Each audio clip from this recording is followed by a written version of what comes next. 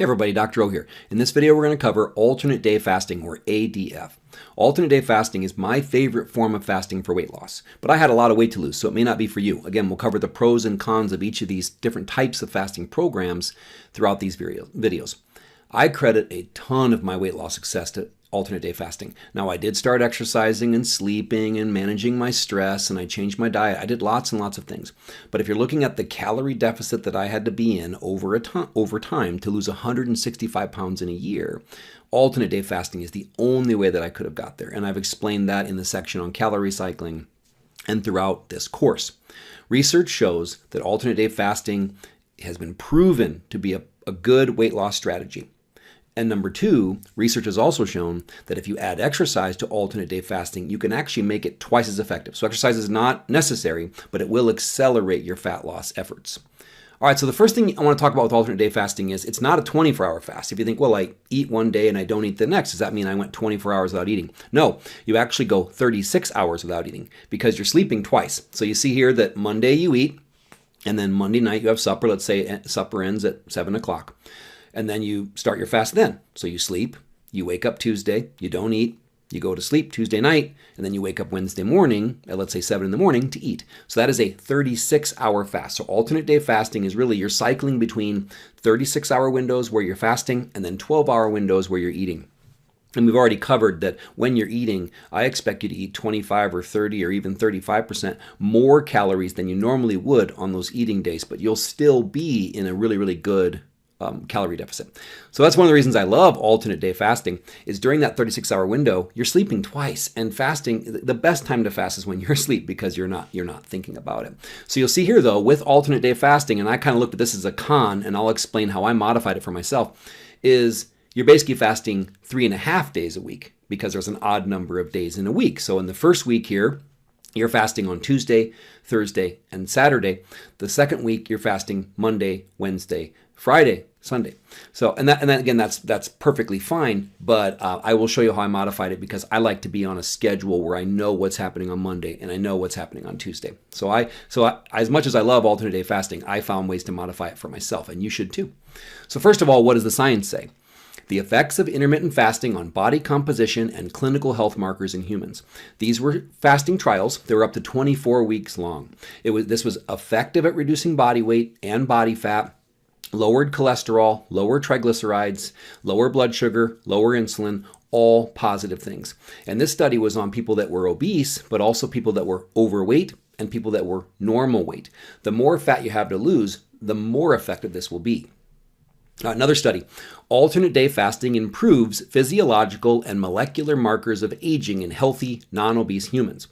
In this study, they found that participants consumed 35% fewer calories. So not 50% because they were eating more on their eating days, and that's perfectly fine. But a 35% reduction in calories will lead to rapid and effective weight loss. And during this study, the average person lost 7.7 pounds. So they were doing 36 hours of fasting, and then here's the key, 12 hours of unlimited eating over a 4-week period.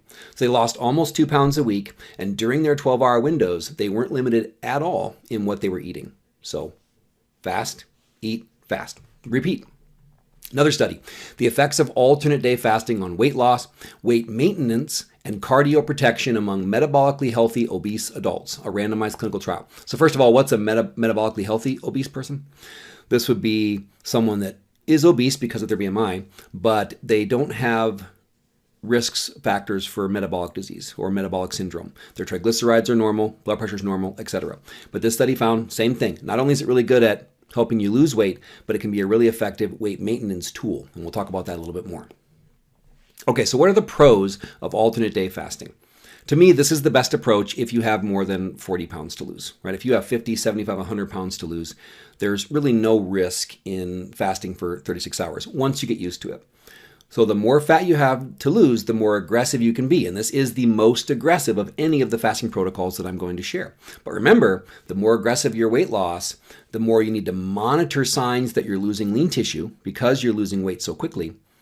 And the more often you should take breaks. You should take what I like to call weight maintenance breaks. And I'll teach you later about how we take periods of time where we settle in at a new weight, we learn how to maintain our weight, and then we can get back into aggressive dieting.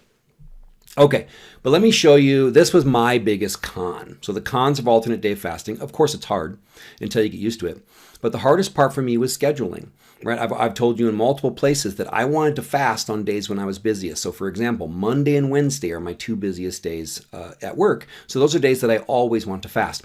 And then I want to keep an exercise schedule. I don't exercise every other day. I exercise, Tuesday, Thursday, Saturday, Sunday. So I wanted to keep my fasting schedule set and my exercise schedule set. So I modified this. So instead of doing alternate day fasting, you could just do 3 or 4 fasts a week. So what I would do is I would fast 3 times one week and then kind of 3.5 or 4 the next week. Let me show you that. So let me show you my fasting schedule. So this is what I liked because it allowed me to fast on the days when I was busiest, which makes fasting easier, and allowed me to eat on the days of exercise. So I would fast, you see here the first week, I would fast Monday, Wednesday, Friday. So then I would exercise Tuesday, Thursday, Saturday, Sunday. So I was eating on my exercise days, which is very important because you want to fuel performance and you want to tell your body that it's okay to build or at least maintain muscle. And then I was fasting on the days that I was the busiest. But you'll only see the next week what I would do. And remember, I have a lot of weight to lose, so you could just do that. You could fast 3 days a week and kind of call it a modified alternate day fasting program. But I still wanted to average 3.5 fasting days a week. So the next week, I would fast Monday, Wednesday, Friday, and then on Sundays, I would either fast or do what's called a protein-sparing modified fast, where I would consume definitely under 1,000 calories, and those calories would almost all come from protein. And then I would do a really light exercise on that day because I wasn't eating. So my fasting program that I used to lose 165 pounds, I averaged 3.5 fasts per week, but I never really ever fasted alternate day.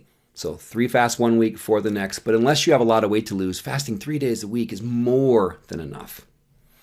I've learned over time, right? The longer I've done this, the less I recommend being super aggressive. Fasting 3 times a week, 36 hours, 3 times a week is already plenty aggressive, and you will reach your goals. All right, so what are the other cons of alternate day fasting? It's tough until you get used to it, right? I don't tell people to jump right in. Follow all the advice that I'm giving you in this program to the letter. If you're new to intermittent fasting, then ease into it. Maybe start with a modified alternate day fasting program, like I'm going to be showing you in the next video. Maybe start with time-restricted feeding and slowly work your way to alternate day fasting. These are all things you can do. And then I'll have a troubleshooting section later, but be sure to follow my advice on hydration and getting your electrolytes. Because if you are going 36 hours without eating, most of the side effects of alternate day fasting do come from not staying hydrated and not getting your electrolytes. We'll cover that in the troubleshooting section. All right, so this is alternate day fasting, the pros, the cons, how you can use it, how I use it. I hope this helps. Have a wonderful day. Be blessed.